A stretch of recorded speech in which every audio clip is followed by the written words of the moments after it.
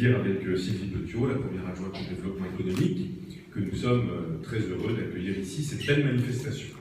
Je voudrais saluer à travers toi l'association Alexis, qui est un partenaire de la ville, de la métropole du Grand Nancy, dans leur démarche entrepreneuriale.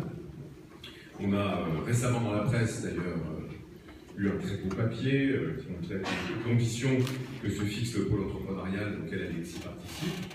On pourrait évoquer le sujet de la couveuse, avec laquelle bien sûr nous travaillons. On pourrait aussi évoquer le commerce à l'essai que nous avons initié ensemble en Ville-Vieille, au 64 de la Grande Rue, boutique sur laquelle veille jalousement Sylvie. On pourrait bien sûr aussi parler des initiatives qui vont venir, notamment dans le domaine des métiers d'art, ici à Nancy, après que vous les ayez expérimentés à Thionville. Moi, je voudrais surtout souligner que Alexis a 35 ans, depuis quelques jours, si j'ai bien compris, depuis 2 jours. Depuis d'ailleurs, se souhaiter boire du champagne, enfin, en reconnaissance de l'économie du président Bachmann, qui veille à surtout pas prendre le bonjour où ça pourrait éventuellement déraper sur les fêtes de bouche.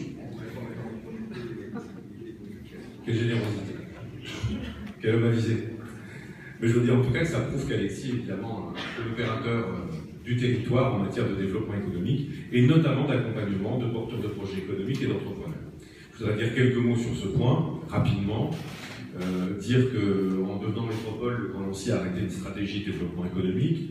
On a choisi bien sûr des filières dites stratégiques sur lesquelles on entend concentrer les aides de la métropole, mais aussi apporter, si possible, bien sûr, les aides de la région, celles de l'État, celles aussi de certains programmes européens. Mais au-delà de ces 4 filières stratégiques, la santé, le numérique, les industries culturelles et créatives, les matériaux et l'énergie, nous avons souhaité faire en sorte que la métropole soit exemplaire en matière d'entrepreneuriat, c'est-à-dire de création d'entreprises, de transmission et de reprise d'entreprises.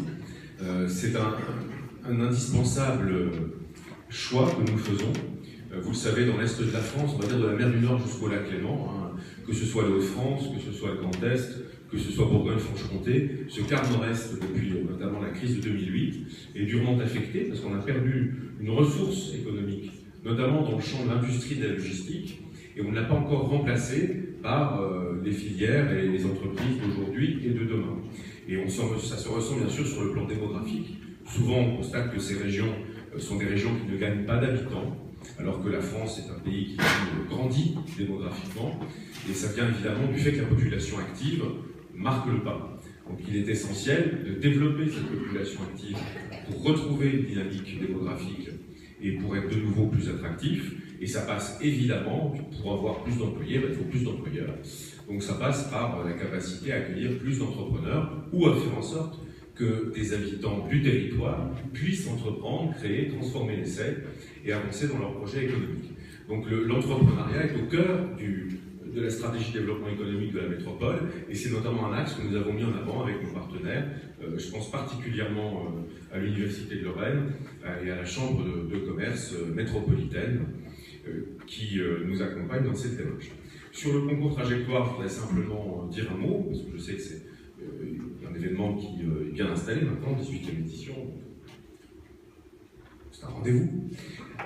Simplement pour féliciter les 15 lauréats, les 15 lauréats qui vont aujourd'hui être primés, parce que je sais que le but de ce concours, je crois que c'est une bonne idée, c'est de mettre en avant à un moment donné des bifurcations, c'est-à-dire des choix de vie différents. Et on en fait tous, et avec l'allongement de la durée de la vie, et notamment l'allongement de la durée de la vie active, on va tous être amenés à faire plusieurs métiers différents, à avoir plusieurs vies professionnelles successives. Et c'est important, je crois, de dire que dans ces vies professionnelles successives, il y a de la place pour la vie d'entrepreneur, pour la vie de créateur et de chef d'entreprise. Et ça, je crois que c'est vraiment un sujet fondamental. Souvent, on limite le sujet à t'es chômeur depuis longtemps, alors crée ton entreprise, c'est mieux que de rester sans emploi. Ça va beaucoup plus loin. Je pense qu'on a besoin que la collectivité gagne en substance humaine, en richesse humaine, en ressources humaines. Et je pense qu'à un moment donné, dans un parcours de vie professionnelle, on a sûrement le temps, l'envie, l'énergie, pour beaucoup d'entre nous, d'être porteur de son propre projet. Et je crois que le concours trajectoire permet de mettre en avant ces choix, qui sont des choix audacieux, qui sont des choix risqués, parce que c'est compliqué de se lancer comme chef d'entreprise, c'est évident.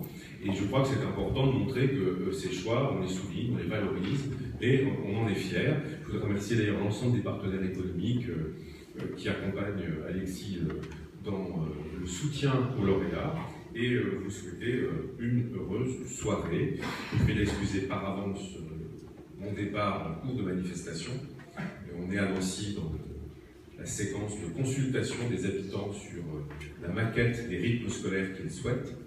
Voilà, et ce soir, c'est la réunion au plateau de Haye, au Haut-du-Nièvre, quartier prioritaire en matière éducative, sur cette question des nouveaux rythmes scolaires. Donc je m'esquiverai discrètement pour participer à cette réunion, mais je vous laisserai ce que la ville de Nancy a de meilleur, en la personne de Sylvie Petiot.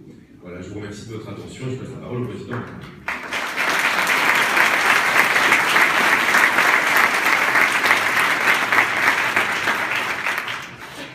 Derrière une intervention comme celle-ci, logiquement, je devrais retirer certains propos, parce que Laurent, monsieur le maire, les a évoqués finalement spontanément, et puis en rajouter d'autres, parce qu'on n'a pas toujours entendu ce type de discours. Ce message presque d'amour vis-à-vis du monde de l'entreprise. Ça fait vraiment chaud au cœur d'entendre des choses comme ça qui évoluent. Et dans ce contexte-là, c'est vraiment encourageant pour les créateurs qui ont choisi quelquefois, au-delà de changer de parcours, de changer de vie.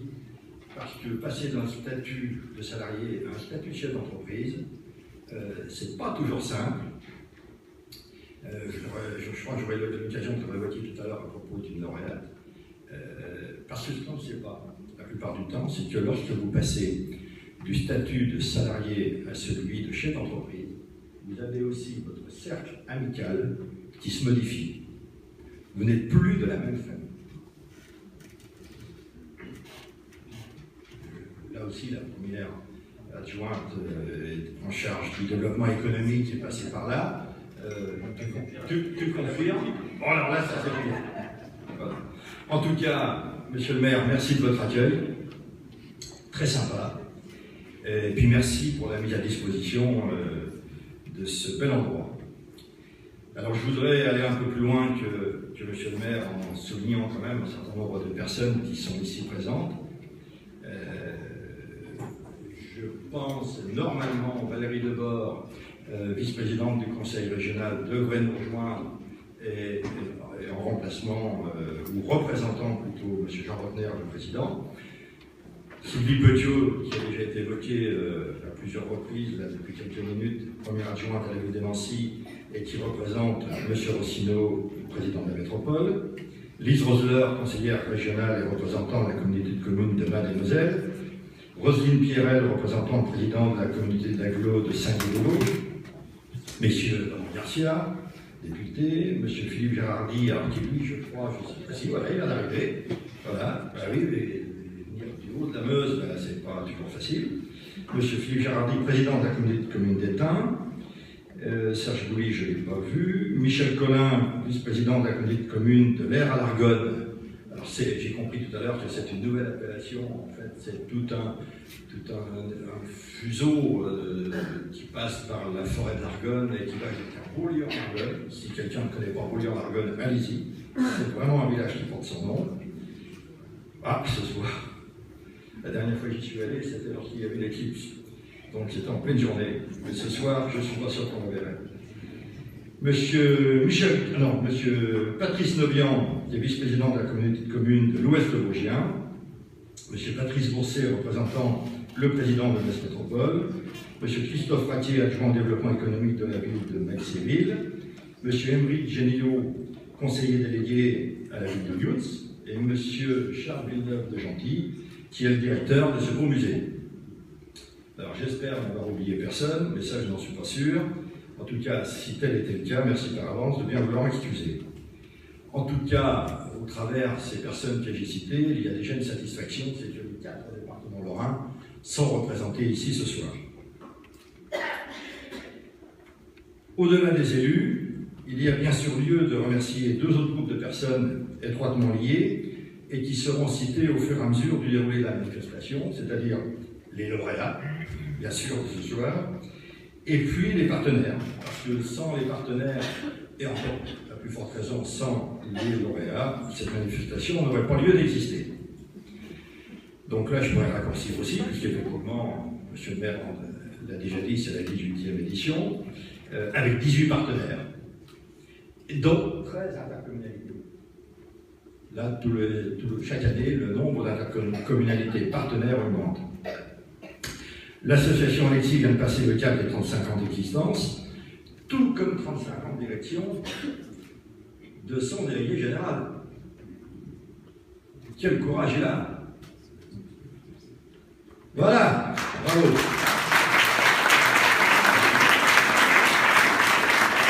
Michel Barnier. J'apprends à côté des politiques comme ça, vous voyez.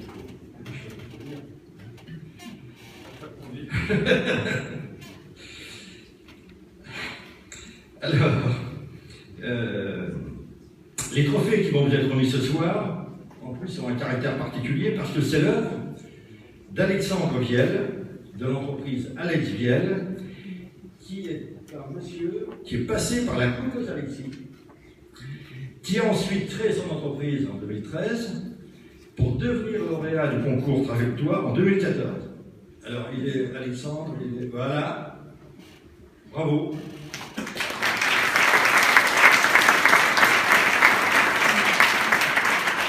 Et en plus, Alexandre, maintenant, est devenu employeur. Il a un salarié, et donc, il illustre tout à fait les parcours que nous aimons accompagner. Tester une idée sous couvert juridique de notre couveuse, passer à la mise en œuvre via la création de sa propre structure, se faire accompagner en phase de démarrage pour plus de sécurité, et devenir un acteur économique citoyen. C'est-à-dire qu'au-delà de la création de son propre emploi, Alexandre est devenu employeur et formateur. Depuis vendredi dernier, une convention de partenariat nous lie avec la CCI 54, la CCI métropolitaine, l'Université Lorraine et la pépinière d'entreprise Carrette dans le cadre de la création d'un pôle entrepreneurial. Testé sur le site de notre siège social de Maxéville, un pôle entrepreneurial est un concept imaginé conjointement avec des intercommunalités et la première expérience se situe à Étain, dans la Meuse. Genre, les dames connaissent les poupées Petit Colin, c'est ça? Voilà. Les hommes un peu moins. Concrètement, comment se traduit un pôle entrepreneurial? Eh bien, pour vous, créateurs ou créatrices, il faut avant tout voir ce pôle comme un outil de proximité à votre service. Un lieu unique dans lequel se crée une dynamique de parcours, de la couveuse aux premières années d'indépendance. Un lieu qui vous prépare à aborder un système économique local déjà existant. C'est-à-dire que vous intégrez, on vous apprend à vous intégrer au milieu d'un système où il y a déjà des entreprises, il y en a peut-être à reprendre, il y en a peut-être à créer, mais ce n'est pas en plus, c'est avec. Un pôle entrepreneurial, c'est aussi, pour plus de visibilité et d'efficacité, des acteurs qui ont décidé de nouvelles modalités d'organisation entre eux et où le maître mot doit être complémentarité. Le monde change, les pratiques changent, le monde de la création et de la reprise d'entreprise change bien sûr aussi, ne serait-ce qu'au travers des nouvelles technologies d'information et des nouveaux comportements générationnels. Nos structures d'accompagnement doivent s'adapter à ces critères et surtout pas espérer l'inverse. C'est à nous d'aller vers vous. Parce que vous, créateurs ou créatrices, c'est vous qui prenez des risques. Parce que c'est vous qui êtes à la source de nouvelles méthodes et de nouvelles richesses. Mais parce que c'est à nous, avec les collectivités qui soutiennent notre action, de savoir créer les conditions qui vont vous permettre d'éclore au mieux et de vous épanouir au profit de tous. Mais si les technologies évoluent, certains fondamentaux demeurent et nous entendons bien les faire perdurer. Je voudrais citer par exemple l'accompagnement individuel de tout porteur de projet, car chaque cas qui se présente à Alexis est un cas différent. Et il est hors de question de faire des groupes. Ça peut être le profil professionnel qui est différent, ça peut être le contexte familial. Bonjour, madame. Non, c'est pas pour dire que j'attends ça. C'est pour dire simplement qu'on se connaît, qu'on se côtoie dans quelques circonstances professionnelles. Voilà, pour éviter le toile, je crois quand même que tu puisses. Alors, oui, parce que voilà, chaque cas est différent, que ce soit professionnellement ou familialement. Ensuite, l'accompagnement global, du début jusqu'à la fin. Parce qu'il ne peut pas y avoir 30 interlocuteurs qui pourraient avoir des discours peut-être un petit peu divergents. Ça ne serait pas bon. Il faut une cohérence sur l'ensemble du parcours. Dans nos fondamentaux, c'est aussi la préparation à une transition mentale liée au passage du statut de salarié à celui de chef d'entreprise, c'est ce que j'évoquais un petit peu tout à l'heure. C'est des choses dont on ne parle jamais, ça, et qu'on ne soupçonne pas de l'extérieur. Et puis enfin, un autre qu'il faut oser évoquer, c'est la protection du créateur, mais à commencer contre lui-même. Parce que là aussi, on le voit malheureusement trop souvent, une certaine confusion entre chiffre d'affaires et bénéfices. Donc il est bien évident que tout ceci demande un temps long d'accompagnement. C'est pourquoi depuis ces 35 années et ces 250 entreprises accompagnées en moyenne par an, Alexis ne sait travailler que dans la durée. Tout nouvel accompagnement est une source d'enrichissement professionnel pour nos équipes, qu'elles mettront ensuite en œuvre au service des prochains créateurs. Nous vivons ainsi avec vous dans une boucle vertueuse dont vous êtes ici ce soir les plus belles composantes. Merci. C'est la soirée des remerciements, mais je souhaiterais quand même les nommer. Dominique Lecaillon et Anthony Lemaire du CIC, William Sauvanet et Bénédicte Loris du Crédit Agricole de Lorraine, Annie Lapointe et Louana Miconi de la Société Générale, Marc Veillard de la Banque Populaire Alsace-Lorraine-Champagne, Florence Lénert de la Communauté d'agglomération Porte-de-France-Thionville, Linda Mimouni de la Communauté d'agglomération du Val-de-Fench, Mourad Elwaafi de Metz Métropole Développement, Denis Bord de la Communauté de communes de Cadnum et environ, Gaël Brun de KPMG, Laurent Oaro et Alexandre Meyer, notre chargé de communication, qui travaille activement à la préparation et à l'organisation de ce concours. Encore merci pour votre implication à nos côtés chaque année.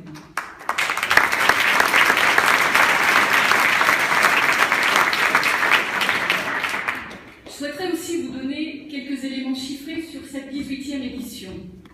77 candidats ont postulé, 28 ont été présélectionnés et auditionnés par le jury régional, qui a désigné 15 lauréats qui vont être mis à l'honneur ce soir. Parmi ces 15 lauréats, nous comptons, et c'est une spécificité de cette année, une surreprésentation des lauréates, puisque ce sont 60% de femmes qui seront récompensées ce soir. L'âge moyen des lauréats est de 33 ans. 73% des lauréats étaient demandeurs d'emploi avant de créer leur entreprise. Les autres étaient étudiants, salariés ou gérants d'entreprise. Les lauréats sont implantés sur les 4 départements lorrains, comme nous l'avons déjà dit. La Moselle compte 6 lauréats, 4 en Meurthe-et-Moselle, 3 en Meuse et 2 dans les Vosges. Les activités sont elles aussi très diversifiées. 6 lauréats sont issus du secteur de l'artisanat, dont un projet de l'artisanat d'art. Les services aux particuliers représentent 5 entreprises, les services aux entreprises 1, le commerce 2 et l'industrie 1. Ces 15 lauréats, qui sont toutes des entreprises qui ont été créées en 2016, c'est un critère du concours trajectoire, ont créé 38 emplois, soit 2,5 emplois en moyenne par entreprise créée. Autre élément important, c'est que 80% des lauréats de cette édition se sont créés sous forme sociétale. Vous retrouverez le détail des profils de ces entreprises dans la brochure qui vous a été remise à l'entrée. Et je vous propose maintenant, et sans plus attendre, de découvrir le portrait de ces 15 lauréats. Je ne sais pas si vous avez perçu la même chose que moi. Il va falloir qu'on se remonte un petit peu les manches. Parce qu'il y a quelques profils féminins ce soir. Ils ont mis la barre haute. Donc l'année prochaine, il va falloir rééquilibrer les choses. Voilà. Alors maintenant, puisque la distribution des prix est terminée, il reste à conclure. Et pour cela, j'invite Valérie Debord, vice-présidente de la région Grand Est, à nous dire quelques mots.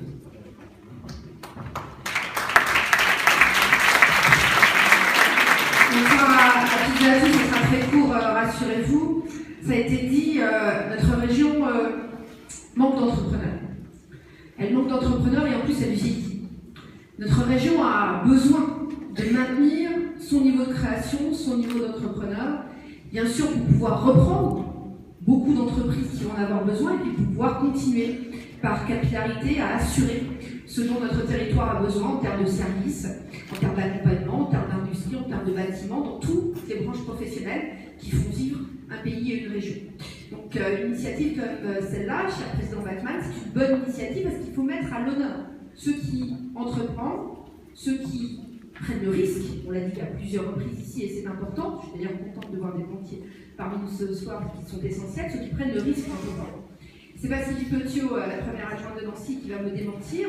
Nous avons besoin, nous, les collectivités locales, évidemment, de ce partenariat au service de nos territoires et sur tous les territoires. Et je suis très heureuse de voir ici tous les territoires, de nombreux territoires, des plus petits aux plus grands, s'engager également, ayant parfaitement conscience, et Lise Rosler ne me démentira pas non plus, de la nécessité d'avoir des gens qui viennent créer, rester, se maintenir chez nous. Donc c'est une belle manifestation, bravo, et je terminerai par un mot, créateur, repreneur, je vous aime, que je t'aime.